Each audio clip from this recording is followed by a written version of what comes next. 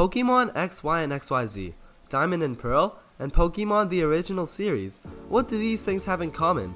Well, they're all discussed as the best Pokémon series ever. But at this point, I feel like I'm forgetting something. Oh yeah, Pokémon Journeys.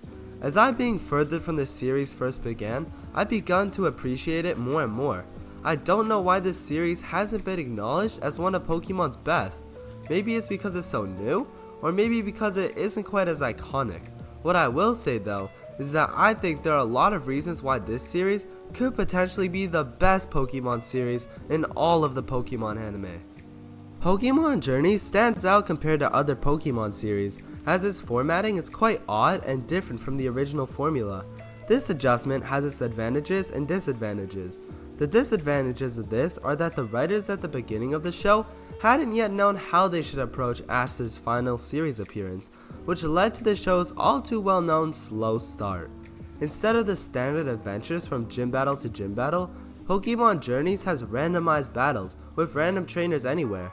Also, there aren't many side plots for any other characters besides Go, and his research arc means that this series relies more off of one-off episodes or filler. As a result, there is a lot more filler in this series than in others. However, the approach to filler in this series is with much more quality, and it isn't nearly as thrown together as in previous series. There are even some standouts in the bunch that I found enjoyable, like the Rocket Kings podcast and others. The filler in this series is never downright unwatchable as well. Another advantage of the show's formatting is that its arcs and the Masters 8 tournament have much more screen time and do not need to be rushed, which I wish was the case for series like Diamond and Pearl, and especially the original series. I started watching the series right after Season 1 finished off, and I'll be honest, this show did not excite me at the time. Season 1 got the series off to a pretty slow start, and it felt more like another lighthearted, not serious, and mediocre series was on its way. This start had me and many other fans wondering things like, why hasn't Chloe gotten more character development? Why does Go not have any personal goals? It left a feeling that nothing was really going on in this series, and watching it was more like a waste of time, and it wasn't worth it. Thankfully, the show did bounce back strong in the following 2 seasons to help us forget about how much of a dull Season 1 was, in a very similar way to how Pokémon Horizons has really picked up in Season 2. Unlike Seasons 2 and 3, Season 1 was majority filler or pointless stories with an occasional rank battle for the eventual Masters 8 tournament. It wasn't bad or painful to watch, but it was far from the best Pokemon had to offer at the time. Let's talk about the main cast of characters. Following Sun and Moon, Ash was very goofy and lighthearted, and I honestly was not the biggest fan of this version of Ash. The Ash in this series is a blend of the original Ash and the Ash in Sun and Moon. I don't mind this version of him, as he isn't super careless or immature, but instead he's a fun character that if you pay attention to, you'll realize he's a lot more mature than you think. Is this one of my favorite versions of Ash? No, but I do think that this version of Ash is a good fit for Pokémon Journeys. Go is a nice addition to the show, but my main problem with him is that he doesn't get a big enough role in this series. It really sucks because I like Go as a person, and I thought that he and Ash were really great together. They had so much chemistry. It feels like they've known each other for way before Pokémon Journeys even began.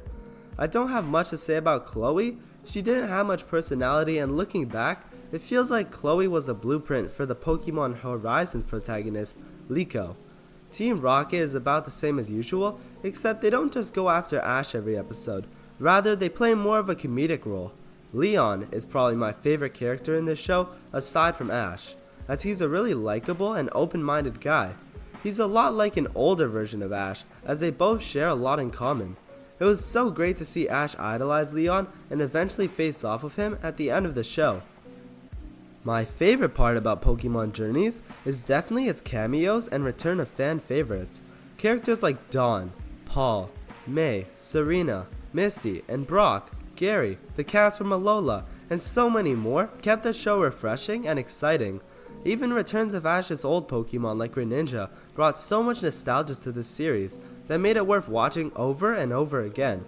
These cameos were all perfectly done as well, as none of them were rushed or poorly written.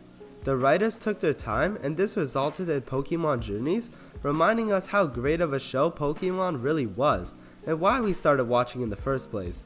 Especially that scene at the end of Ash's battle with Leon, where we saw everyone return, and all root for Ash.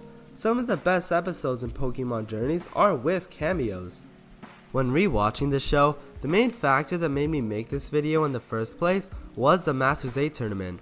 Now this tournament could easily go head to head with any Pokemon League tournament in all of Pokemon. The format is very similar to a Pokemon League with elimination rounds and full 6-on-6 Pokemon battles. And I won't go round by round because that would take forever, so I'll just go over my favorite battles. The first battle I'll go over is Leon versus Alon. As someone who always wanted to see Ash beat Alon in the XY finals, I was so excited to watch this battle. It was so much fun to watch, and I was equally happy if Leon or Alon won and moved on to battle Ash. It was so cool to see two legendary trainers face off using their very best Charizards, only for Alon to be completely blown off the floor and get destroyed. For Ash versus Cynthia, I think that this was one of the best battles in the tournament, and it was a great thing to see Ash finally battle Cynthia. As the past times we saw her, she was regarded as unbeatable and how no one could beat her. Finally, the all-time classic finals for this tournament of Ash vs Leon is still slept on in my opinion.